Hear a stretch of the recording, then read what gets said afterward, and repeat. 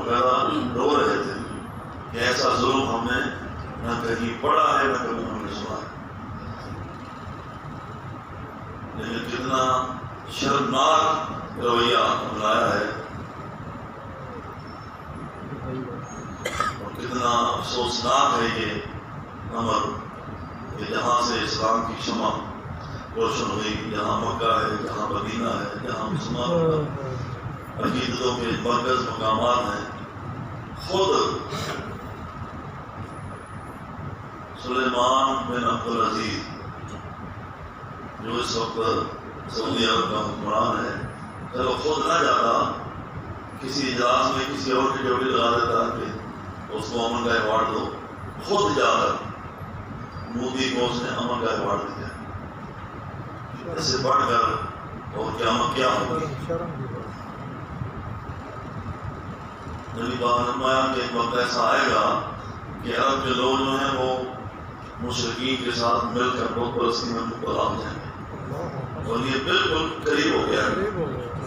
عرب میں بت خانہ عرب کے خرچے پر قائم ہو چکا ہے. ہندوؤں کو خوش کرنے کے لیے انہوں نے بہت بڑا بت خانہ تیار کیا، ان کو امن کے ایوارڈ دیے جا رہے ہیں، ان کو ان کی حوصلہ افزائی کی جا رہی ہے. مسلمانوں کے اوپر کیسا ظلم ہو رہا ہے آپ وہ ویڈیو کلپ نہیں دیکھ سکتے کہ ہم مقبوضہ کشمیر کے مسلمانوں پر ظلم رہ جا رہے ہیں. زندہ نوجوان مسلمان کا ہاتھ کاٹ دیا گیا، یہ کاٹ دیا گیا، یہاں سے کاٹ دیا گیا. عورتوں کی وہ تذلیل کی جا رہی ہے، بچیوں پر کی اس پر دلی کی جا رہی ہے. ایک ایک بچے کے ساتھ کتنے کتنے لوگ جو ہیں وہ گناہ کر رہے ہیں. اللہ پاک قرآن پاک میں کیا فرماتا ہے، ذرا غور سے سنو ترجمہ. وما لکم، تمہیں کیا ہو گیا ہے. یہ لفظ ذرا غور کرو.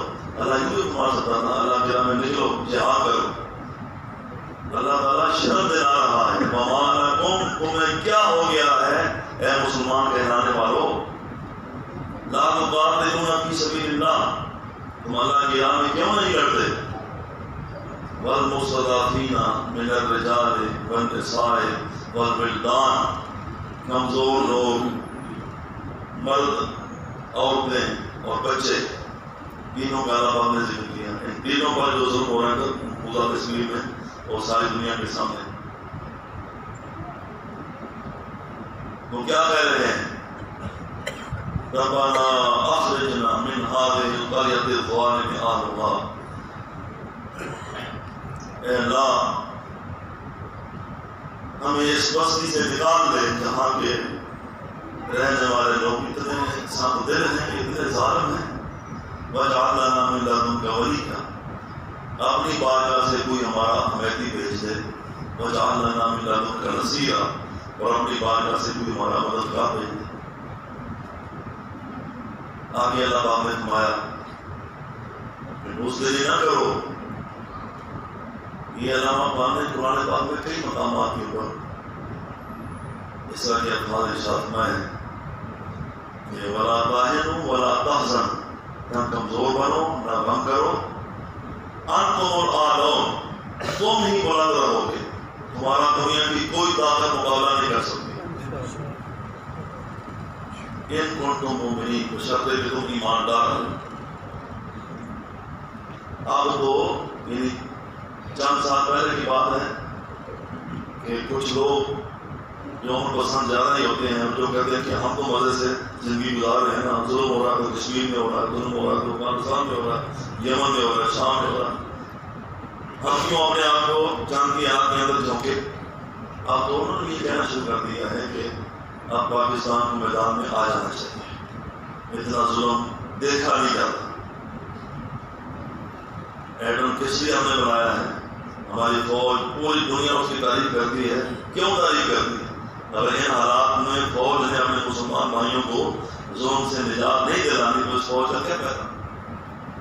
اور میں تو کہتا ہوں کہ چلو فوج نہ نکلے، حکومتی سطح پر پاکستان اعلان کر دے کہ کشمیر میں جہاد فرض ہو چکا ہے، اور جو تنظیمیں ہیں اور جو جہادی جماعتیں ہیں ان کو اجازت دے دے جاؤ جا کے جہاد کرو.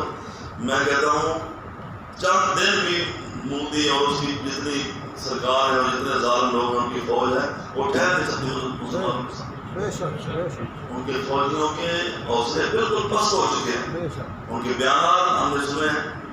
یہ کہہ رہا تھا دیکھو جی جو 6-6 لاکھ تنخواہ لیتے ہیں ان کو یہ لڑنے کا حکم نہیں دیتے، اور ہم جو 20,000 تنخواہ لیتے ہیں 25,000 تنخواہ لیتے ہیں، ہمارے بچے ہیں ہمارے کاروبار ہیں، ہمیں کہتے جاؤ جا کے لڑو. ہم کیوں اپنی جان کو ضائع کریں؟ مسلمان کبھی ایسا نہیں سوچتا. مسلمان فوجی اتنا بھی کمزور کیوں نہ ہو وہ سعادت سمجھتا ہے کہ میں اگر میری جان جو ہے اللہ کی راہ میں قربان ہو جائے تو مجھے اور کیا چاہیے، بشرطے کہ مسلمان ہو.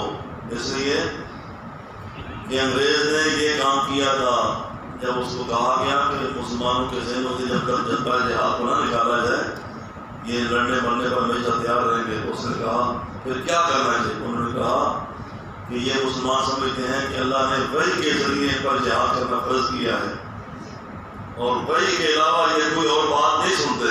اس لیے آپ کو بندہ ایسا تیار کرو جو یہ کہے کہ میرے اوپر وحی نازل ہوتی ہے اور وحی کے ذریعے اللہ نے جہاد کا حکم منسوخ کر دیا ہے، اور وہ بندہ جو یہ کہے وہ تمہارا وفادار بھی ہو. تو پھر انہوں نے مرزا قادیانی کو تیار کیا تھا